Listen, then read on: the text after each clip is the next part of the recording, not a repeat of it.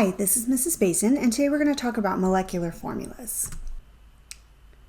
So if you remember, the molecular formula is the actual formula of a compound, whereas the empirical formula that we just learned how to do is the lowest whole number ratio of the atoms within the compound. So today we're going to talk about how to figure out how to determine the molecular formula. So if you know the empirical formula and you know the molar mass or the molecular weight of the actual compound, then you can figure out or calculate that molecular formula. So the molecular formula is a whole number multiple of the empirical formula. So the molecular formula equals the empirical formula times some whole number.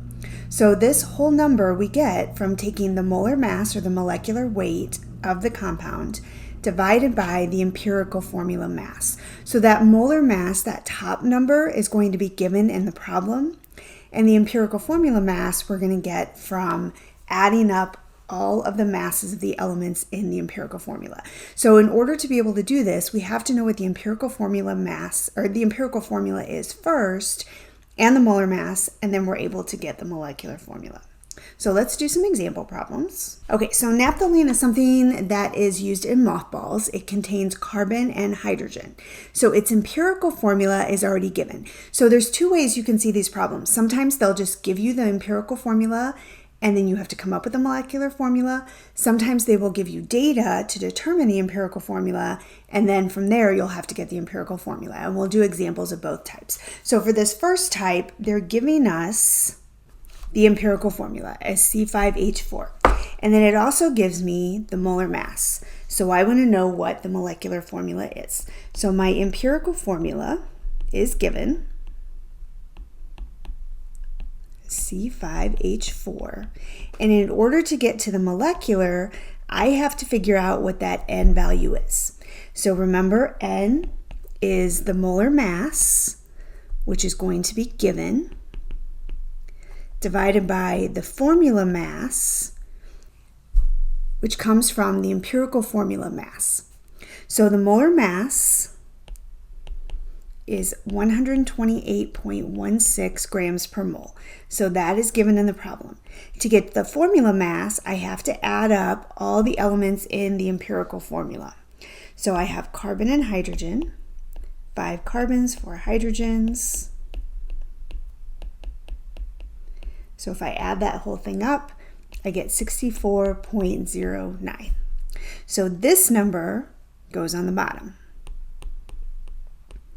And when I divide those two, I get 1.9999, which I can round to 2. So in this situation, when you're solving for N should be really close to a whole number. So you're not going to have to multiply like you did when you were doing the empirical formulas. N should be a whole number. And then once you have N, so N equals 2, we're going to distribute that to everything in that compound. So I have C5H4, and my N value is 2. So my molecular formula is C10H8. So that would be my final answer, C10H8. Okay, let's try another one. So this one talks about butane. This is something that's it contains carbon and hydrogen, and it's used as a fuel in butane lighters. So this is another one where it gives me the empirical formula.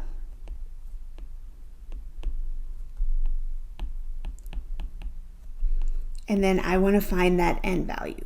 So N, again, is molar mass, which is given, divided by formula mass, which comes from the empirical formula.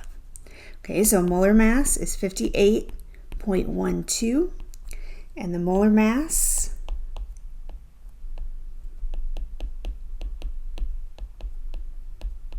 if I add all those up, I get 29.07. So that goes on the bottom. And that also gives me 1.9999, which is about equal to 2. Okay, this is just a coincidence that those two problems ended up with that same value. So it's not always going to be 2. It could be the same. So there's a lot of compounds where they're empirical and their molecular formula is the same. So it could be 1.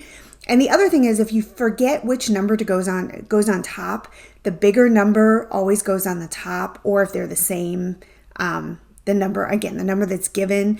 But if you can't remember and one number is bigger than the other, the bigger number goes on top because this value is always going to be a whole number. Okay, so then I have C2H5, and my N value is 2. So my final formula is C4H10. And again, I'm just multiplying each of those by whatever that N value is. So that's the formula for butane. Okay, this last one is the more complicated version of this. So this one doesn't give me the empirical formula. It gives me the information that I can use to get the empirical formula. Then it also gives me the molar mass. Okay, so first I have to figure out what the empirical formula is. So I'm going to set this up like I did in my last set of notes. And percents, again, turn to grams.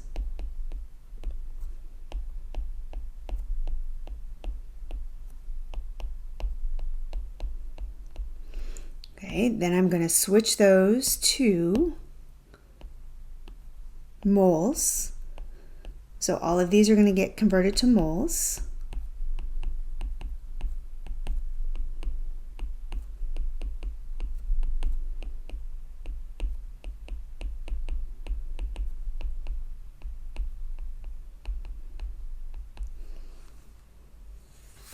Okay, so this becomes 4.1199. Again, leave lots of decimals at this point.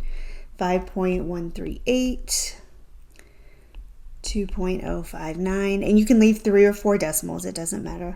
1.03, and this was the last decimal for that one.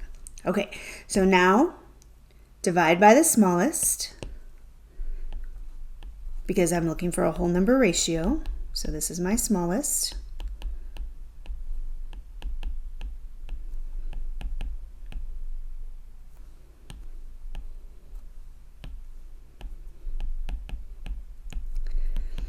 And for this one, I get 3.999, 4.989, 1.999, and 1.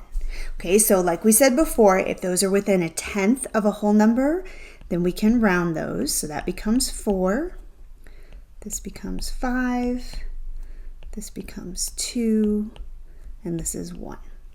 Okay, so then my empirical formula is C4H5N2O.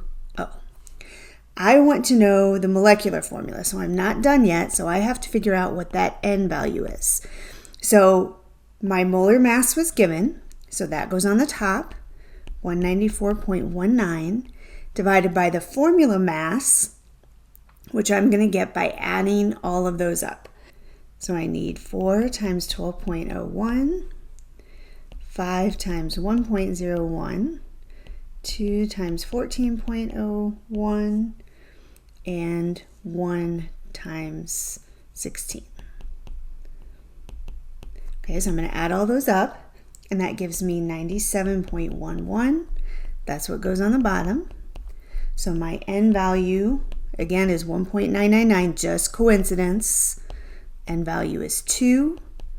So then that gets distributed. So my final molecular formula for caffeine is C8H10N4O2. So that would then be my final answer. So this is the most complicated form you'll see, where you have to do 2 steps. You have to figure out the empirical formula first.